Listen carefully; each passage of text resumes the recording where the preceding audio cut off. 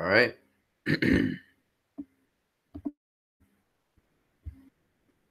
Okay, we're back.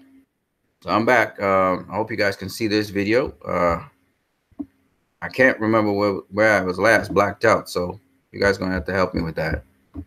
But going back into screen share.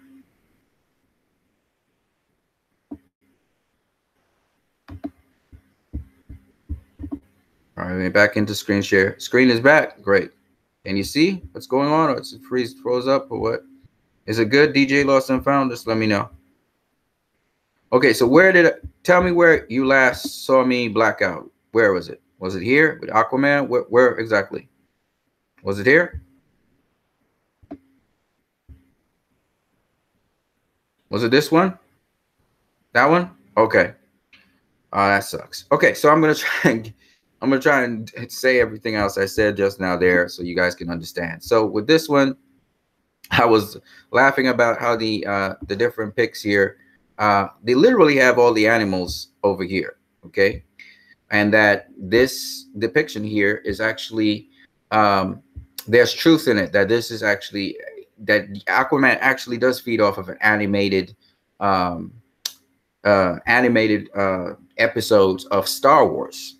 Okay, there's actually animated episodes of Star Wars, and then actually him working with Lucasfilms makes sense, because I don't know if Lucasfilms worked on this project, but I'm pretty sure Lucasfilms worked on the Battle of Mon Calamari. Are you guys still seeing me? Can you hear me?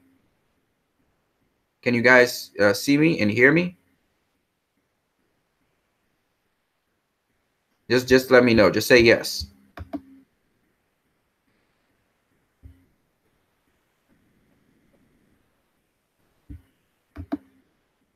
All right, good.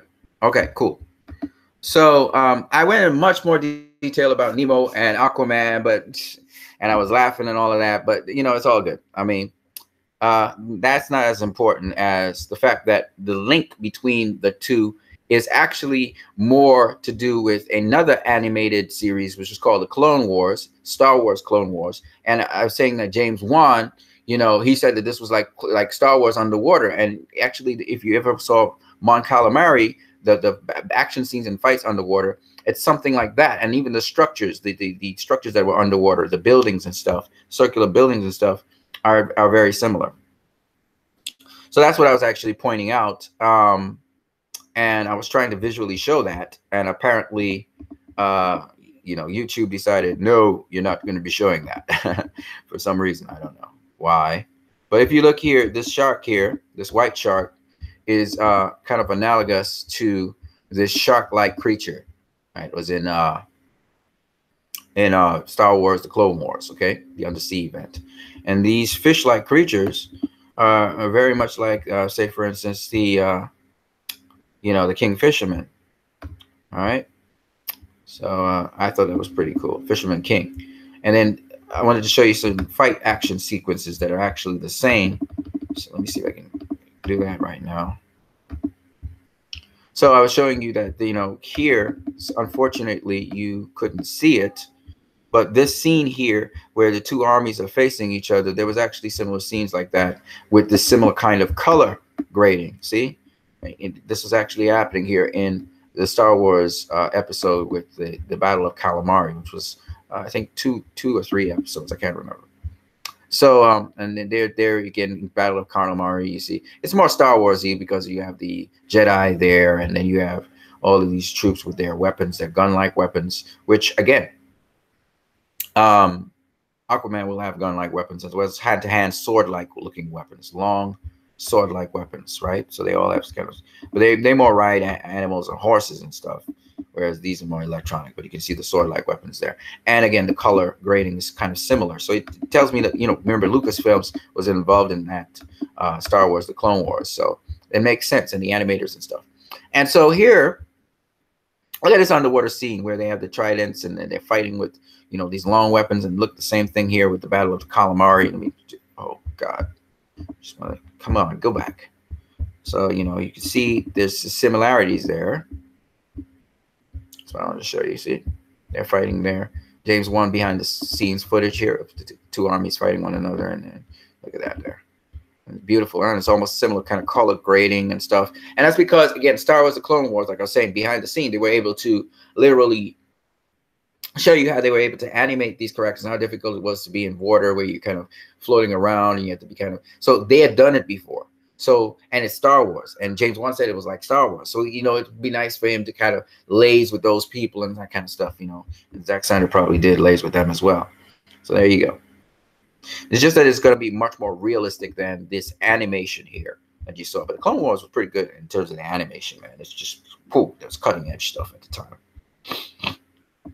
All right, so that's what I was basically saying there. And then I was showing the Fish King and how, you know, he has similar, you know, they have different people with similar characteristics and where they could have been influenced by and borrowed stuff from.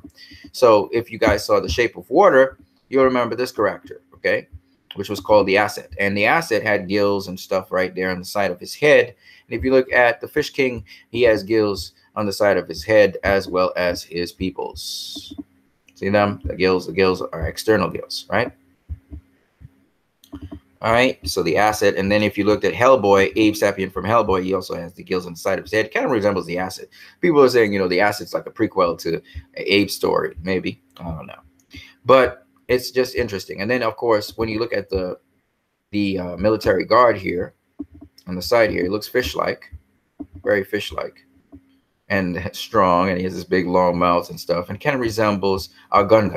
For those of you who know what a Gun is, Jar Jar Binks, race of people, the Gun King, Gun Boss Nass. See, and so I just thought, you know, Star Wars really has sort of an influence on this movie, as James Wan was saying, and so I expect, you know, if you've ever seen, that's why I advise you guys to go check out the Star Wars: The Clone Wars. You might get snippets of it on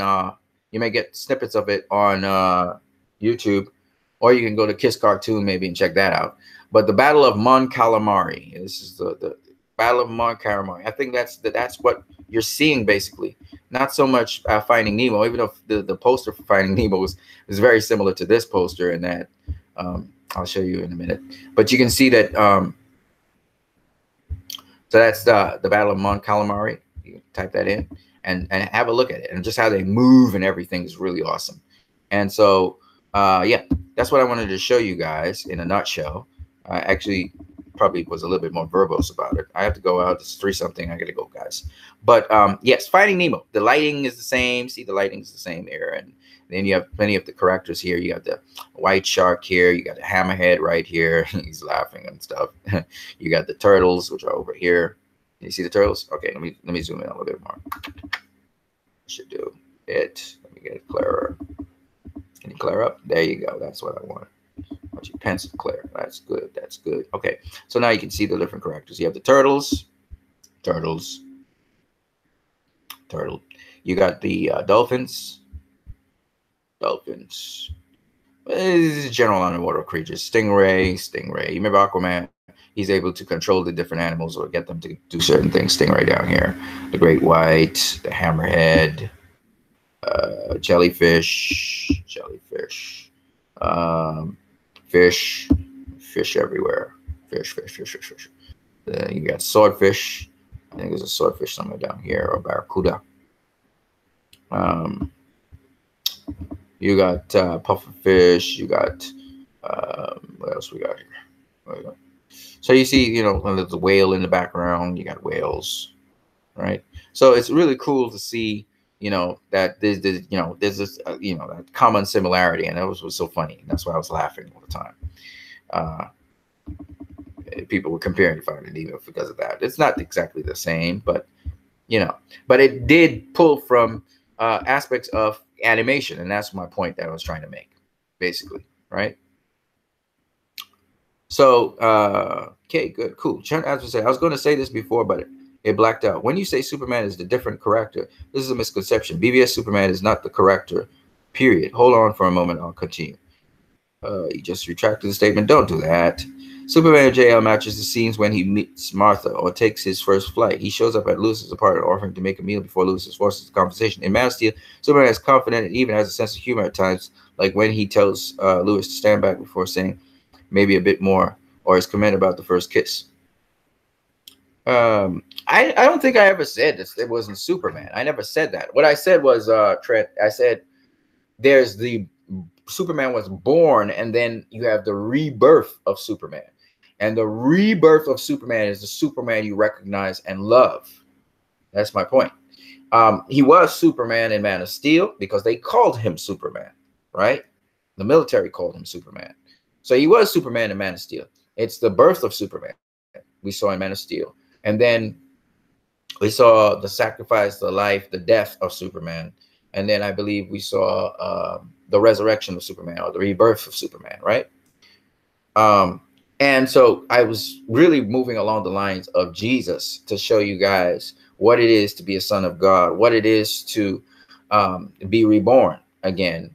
That rebirth is not a nullification of, or a discarding of who you were, but it is actually an addition to it. It's actually something better, and it's adding, you know.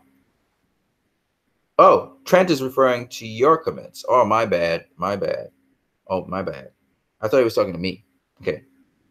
Dave Ethan, the water does the talking. Arthur Curry, Aquaman, hashtag Justice League. Yeah, the water did the talking because it sends down the chemical information. So if there's anything upstream, he didn't even need to air fish or anything. The water would bring down that information. That's what he's saying in the Justice League movie.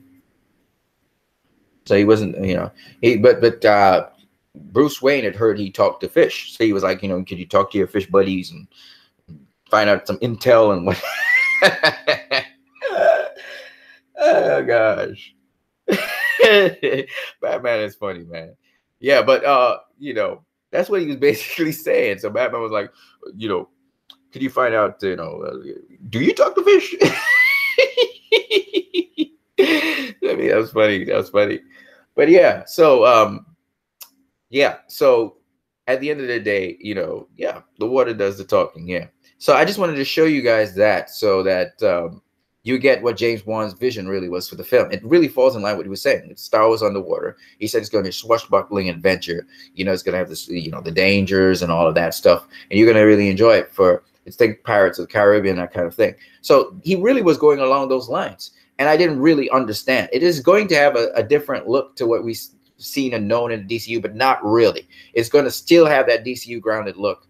And there are going to be so many different environments. If you've ever seen the Clone Wars, how they do their grading and stuff. And I think Zack Snyder was influenced by the Clone Wars, to be honest with you, and Star Wars. And I think he brought some of the elements from Star Wars into the DCEU, because a lot of what he does, you know, he really is a huge Star Wars fan. So it makes sense that he's kind of influenced by Star Wars, and some of the effects that you see in the DCEU are actually Star Wars effects. Look at the beautiful colors here, for instance. And if you go on and watch Justice League and the undersea environment, you'll see these beautiful colors come back to light. And it tells me that Zack Snyder was going for a sort of Clone Wars effect. And it makes sense. And like I said before, Warner Brothers kind of did the Clone Wars movie. People kind of bashed the Clone Wars movie. I loved it. As an animated film, are you kidding me? And then I also loved the Clone Wars series that came after, that Lucasfilm put out before they joined up with Disney and did Star Wars Rebels. I really enjoyed that too. So I think, you know, I was saying, you know, this looks like Thor, this looks like Thor Ragnarok, this looks like, you know, Infinity War, like Black Panther.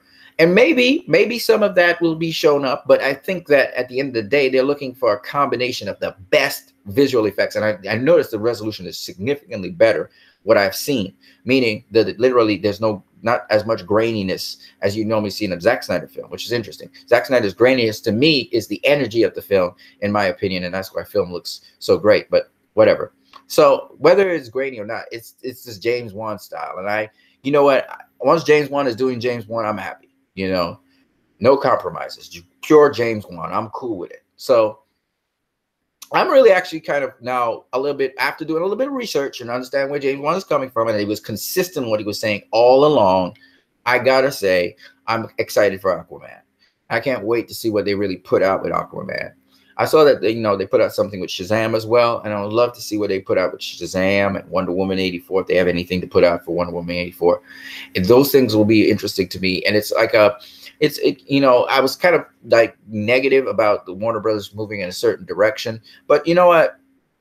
I need to give everything a chance, and can't just hold on to my biases and what my personal preferences are. I need to just look at what the storytellers are giving and what the storytellers are doing. And so that's where I look at it from. You know, you got to be fair to the storytellers. Everybody's not Zack Snyder. So let the storyteller do what they do, right? And I enjoy the film for that. So, and that's what the Warner Brothers, that's what they're about, right? They're about, you know, director-driven films. So let's the director do what the director does. And I'm kind of cool with that. So I kind of like this picture that James Wan did. It kind of grew on me. It doesn't still feel like he's underwater. It feels like he's on top of a rock, right? But it's just a poster. How they actually move in water and stuff, if they're going after the Lucasfilms kind of thing, and which is basically what Justice League did with the underwater events, and you know, the water's still moving the light a certain way and stuff, you know, to keep that realism that we saw in both BVS and Justice League. I don't see this really being anything else but spectacular. And I was looking for really a new world and some new looks, but I realized some of the stuff that I saw in Star Wars, the Clone Wars, I'm going to see some of those kinds of designs underwater, but just that instead of it being a CG 3D film, it's going to be actually a literal live action film with CG in it. So that's really interesting. And the fact that they're using actual cosmetics instead of trying to create CG characters here, I think is nice as well. Kind of like the David Ayer approach to Suicide Squad for the most part. I'm hoping James Wan could pull this off. I think he will. So it's going to be great. It's going to be great. And again, the color coding, look at the color grading here and color grading here, color grading. It tells me that they're kind of pulling things from known places and using it in the color grading and how the lighting happens, because underwater, certain light reflects off a certain way and all of that kind of stuff. So it's really interesting. And I'm looking forward to seeing what exactly it is. I remember Grace Randolph talking about how, you know, you can't have a fish king underwater. I'm like, what the hell are you talking about? That the humans can't evolve that way? Well, then you just saw The Shape of Water. If you're praising The Shape of Water, I mean, come on now. You got human beings right here. They shouldn't become fish with external gills, right? You know what I mean? So, I mean, come on, Grace Randolph, grow up now. You know, it's all about diversity, and whether they began as humans and they evolved to something else is relevant. So, I just enjoyed this, and I know a lot of people on Twitter really gave Grace Arnold a lot of flack for that. Let's see what you guys have to say in the chat section before I move on.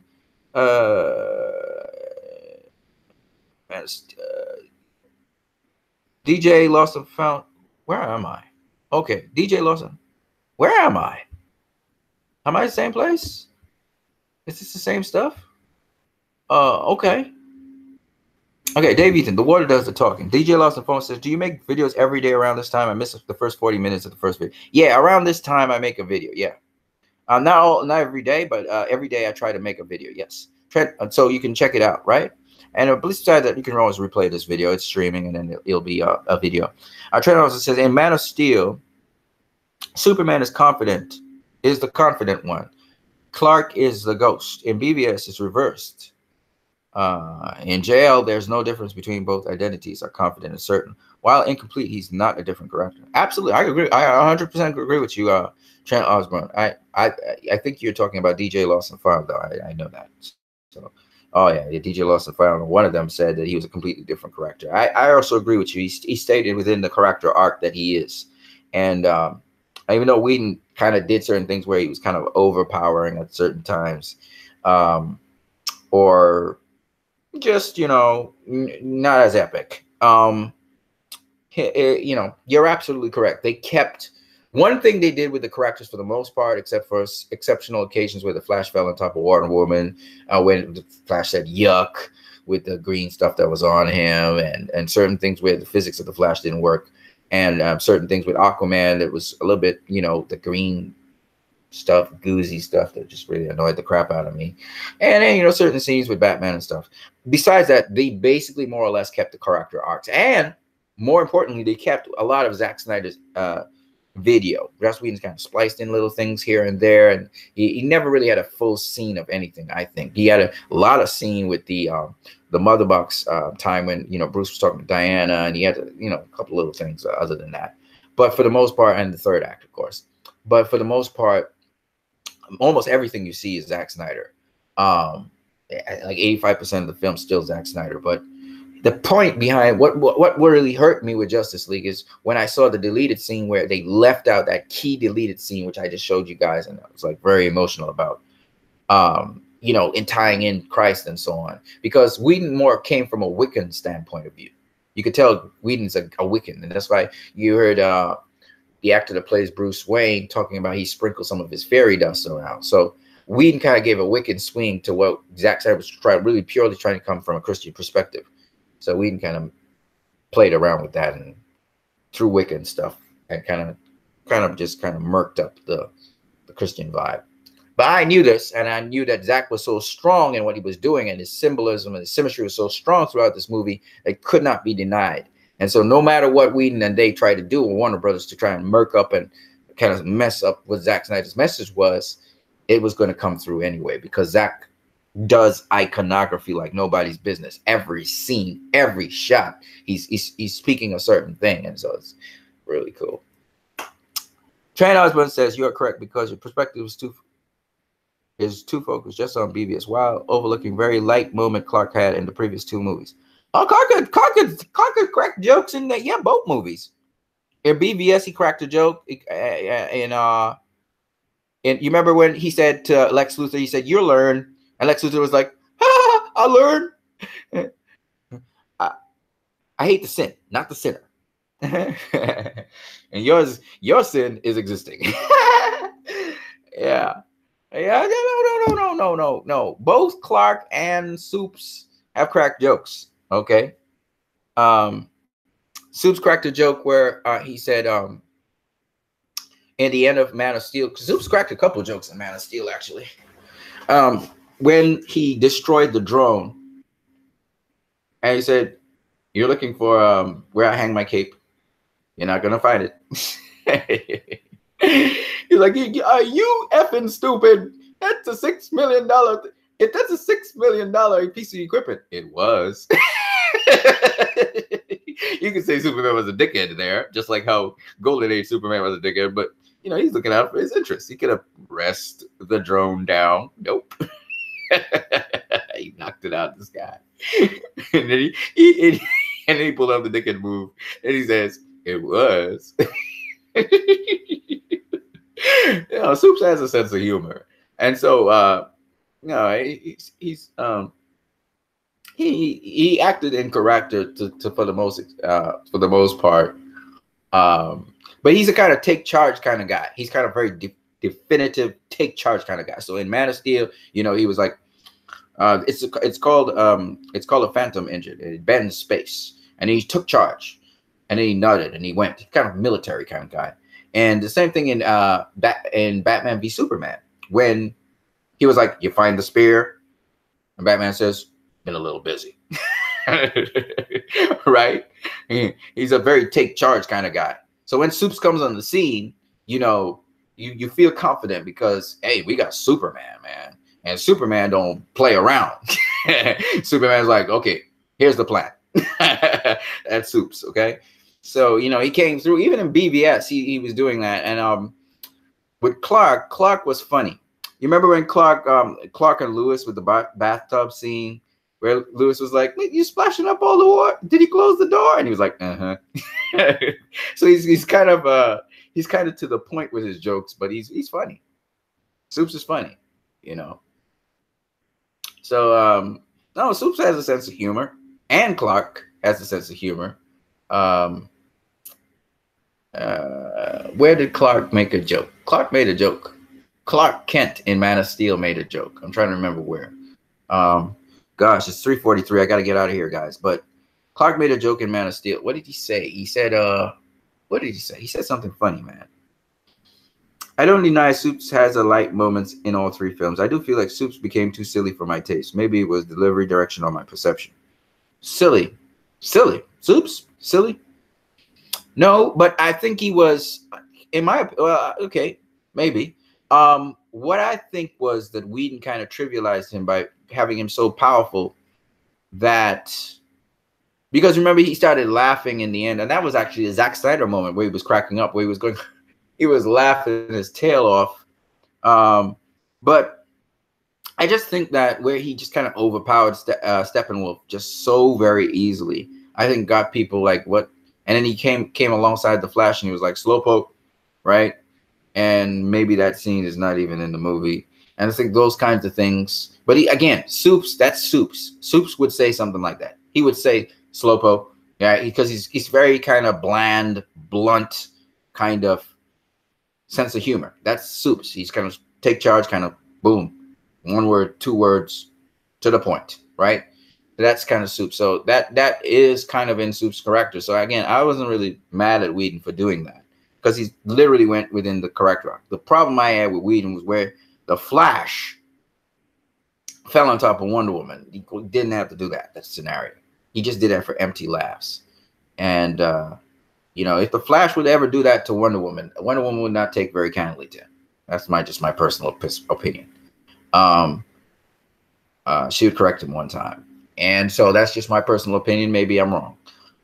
But, you know, those kinds of things. And then to me, kind of diluted down the Flash to just mostly being inexperienced and having to learn. And, you know, he wasn't the nerdy guy we started to hear in Zack Snyder's trailers when he was featuring the Flash. And I feel like there was more to the Flash that Zack wanted to show us and hear from us, that he's this nerd, and really show us that he was this nerd. It kind of goofed him off a bit. So like there's elements of these characters that I think are missing, and that's the thing. The movie to me felt more like it was cut down, not per se that the content per se was bad, but just like it was bare bones. Like they basically left out a lot of stuff about some juicy stuff in it, and we clearly got that confirmation with Superman. So that's what I'm saying. Also says really wanted to see how Snyder would have progressed the character organically. I like that. Now that is a really great point.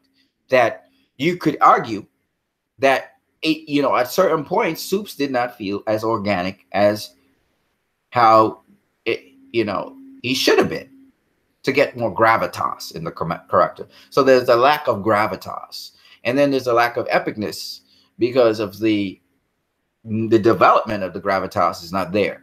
So I agree with you on that, DJ Lawson Found. You're absolutely correct on that one. And again, that's why we need the Snyder Cut, because there's the depth. You know, Zack Snyder goes deeply into characters, and I feel like we still miss that depth. We got the message of Soups and how important he was in his absence, but now when he's present, the regalness of Soups, I still feel like we missed some of that regality. Soups is kind of like royal. You know, how he moves, very graceful and stuff. And I even felt like some of the dialogue between Lois Lane lost that grace, that beautiful grace, and that sort of nuance to it that, you know, it was a lot more raw. And, you know, that's Whedon again, trying to do that moment. Well, I don't understand. They advertise the moment, and then they don't show the moment. That's the thing that never got me. You know, the ring, and has everybody talking about the ring, and then you just don't show it. So I understand why the fans were angry. Again, I love this movie, and let me just make it abundantly clear. I was able to excuse all those things because of two reasons. One, the movie was still progressing along. The story flowed. Two, while it was not, you know, the most satisfactory thing and so on, I excused it because it literally carried it somewhere, right? So Whedon successfully did one thing. He shortened up the film and had it flow. The film literally had a flow to it. And once you can tell a story from beginning to end, and we can get the story, and it doesn't feel like a chopped up mismatch of a story, even though a lot of information, well, you know, details, shall I say, are left out, it really flowed as a story. And that's why I loved it. I went and saw this thing 10 times in the cinema. So in spite of all of these things that I saw, and I continues to tell people, saying you're calling Justice League a flawless movie. I never said it was flawless, right? I always maintained that it was a solid film, and I still maintain it to this day. And even when I'm talking these pet peeves, which I saw from day one, I excused them because I understood it was a different director. I understood the circumstances in which the movie was, and I want to make sure that they kept the tone of the movie serious. The movie wasn't jokes and laughs. It wasn't a joke and laugh fest like some movies that really irked me because of distasteful jokes. The only the really distasteful there was one really distasteful joke in that stupid movie, and I didn't laugh at all. And that was the one where the Flash fell into Wonder Woman's breast. Other than that, the other jokes I let slide. Did you ever fight a hippo? I let it slide. And I was like, it's a little kid. The voices are annoying, but you know what? It could be a little kid, right? I let it slide. When the Flash knocked out all those parademons and he had this big glowing glob of green like Ghostbusters on him, and then he says yuck, which is totally totally Disney. I excused it. Okay, when I saw the physics of the Flash, and I even saw in downtown Metropolis, I saw the physics of those fight scenes looking kind of fake ass. I excused it because I understood the story was flowing somewhere, and I felt invested in Superman, that he came back. I was very happy about that. I didn't know what kind of guy he was going to be. And when he started blasting Cyborg, I thought, Flash Cyborg ticked him off to start with. I understood. And I was like, I can kind of live with this because the one thing I thought with their color grading that was beautiful was they were able to highlight even more, kind of carry up what Zack Snyder had done. This movie was beautiful for most of it. Okay, I know the last third when that fight with Steppenwolf looked like mud. I get it. But what I'm saying is, they kind of took the life out of it with all that kind of oranges, reds, muddy looking thing. Everything looking muddy, right? It was supposed to look like an alien city and stuff, and it looked like mud. And then this purple glove thing moving around was like, ugh. I got it. I understood. Okay, it didn't look so bad as what I saw in the trailer, but it was still bad. Okay, so we get all that out of the way. Once you take that out of the way, that they weren't fighting in a clay palace or a termite mound. After you get past that, okay, the story carries on at the end. Again, the music's not exactly what, the DC, how we know the DC kind of music to be. I'm sure Junkie XL was better. I was allowed to get past it because I was thinking JLU, I was thinking Justice League 2001. And so it was okay. And even the music that was kind of, it was like, beam, beam, beam, I was like, okay. But to me, the depth of the movie was there. We got the movie. And the coming together and stuff. And there was stuff that was missing that, we would have loved to have had, but we didn't get it. So I understood all that. And every time I rewatched the film, I saw something new. And so I was like loving the film because most of the film is Zack Snyder shot it so that you always have all these little details and stuff in it. The stuff that Whedon did, there's not much depth to it. So it is what it is. But with the stuff that Zack Snyder did, for the most part, had depth. And some of what Whedon did kind of tried to imitate Zack Snyder. And, he tried his best. You know what I'm saying? So, and again, once his heart was in the right place, that's all that mattered. So I kind of loved it. And then the thing I really love about that movie is that the movie itself represents the theme of the movie, which was coming together. And you can't save the world alone. And to me, that's what makes this movie so special. Even the theatrical cut. I think it's a very special movie. And that's why I had to collect it. I had to keep it because it represented something more, something coming out of Marvel DC worlds coming together. And I thought it was just a beautiful thing. And I saw what DC was trying to do, and I saw what Warner Bros. Was trying to do, and they're actually doing it again. You see them, having Marvel directors there. We have Marvel actors across now doing DC films. I think that's a beautiful thing. Patty Jenkins was the first to do it. She was supposed to be a Marvel director. She didn't end up doing a Marvel film. She ended up doing DC, and she did a spectacular job. So all I'm saying is, at the end of the day, I just think it's just a beautiful thing. And it coming off of the offset of Wonder Woman was beautiful. And how they tied up Wonder Woman, how they tied up Bruce Wayne's story, Batman's story. Each, when you look at it holistically, it's beautiful. And that's why I had to defend the film. And I was like, this film has too much good in it to be just, lambasted and brought down. And it's just like a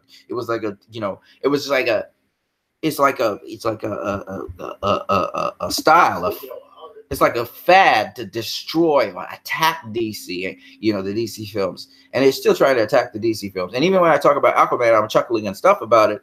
I'm always looking at deeper. I'm trying to look deeper. Why they do this? Why they do that? Anyway, I got to get out on the road, guys. It was fun talking to you guys, and I just wanted to say I'm looking forward to these films.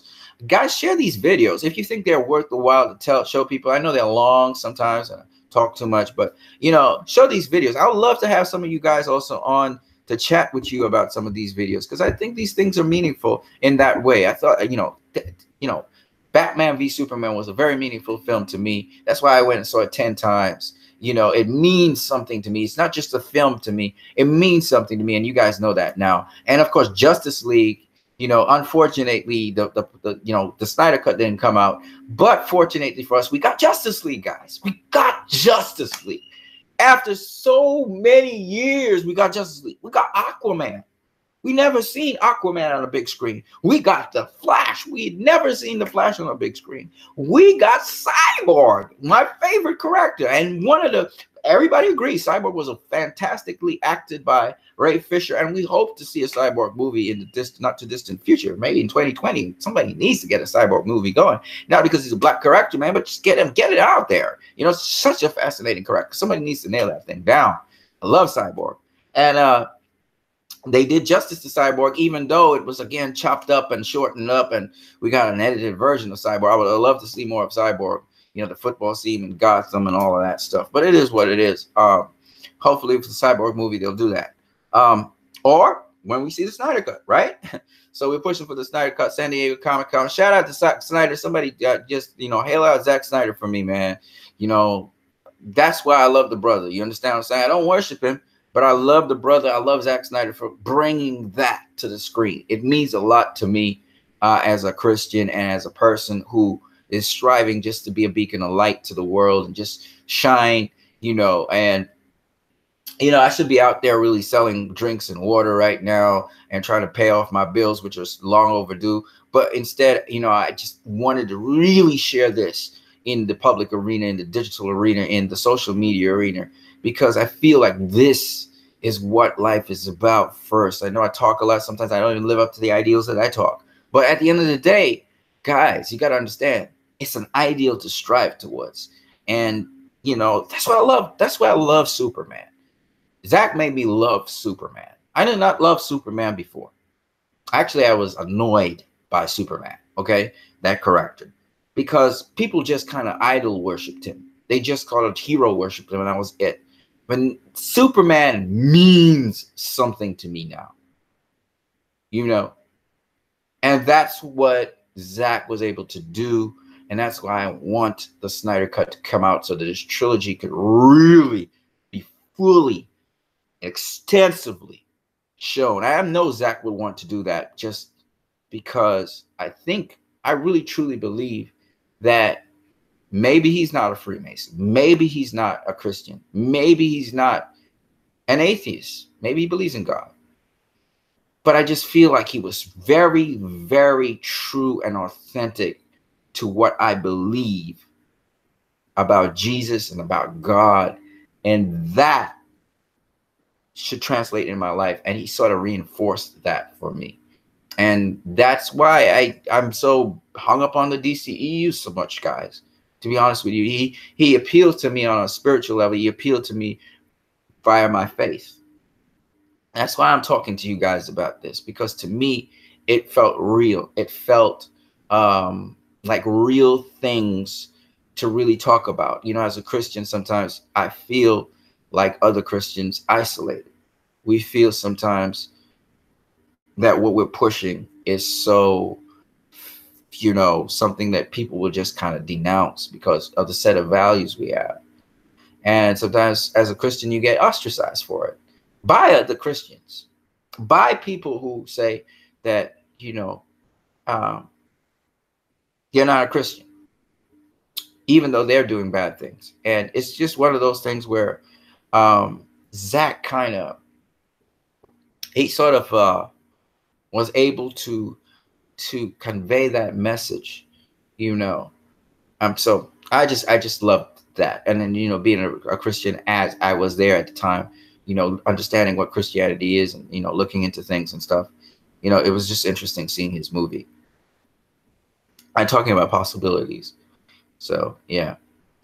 Well, you guys, hope you guys enjoyed this video. It started with Superman. It ends with Superman. I wish you guys the best during your week. I hope you guys are hearing this video. Are you guys hearing me? Talking about possibilities. So, yeah. Okay, I guess you guys are hearing me. I think you guys are hearing me. I don't know. But yeah, I'm pretty much done with this video. I hope you guys enjoy the rest of your day. You know, I hope you guys prosper and be in good health. And we'll have another video tomorrow, hopefully shorter, okay? Because I just lost a lot of my working day. All right, guys, have a good one.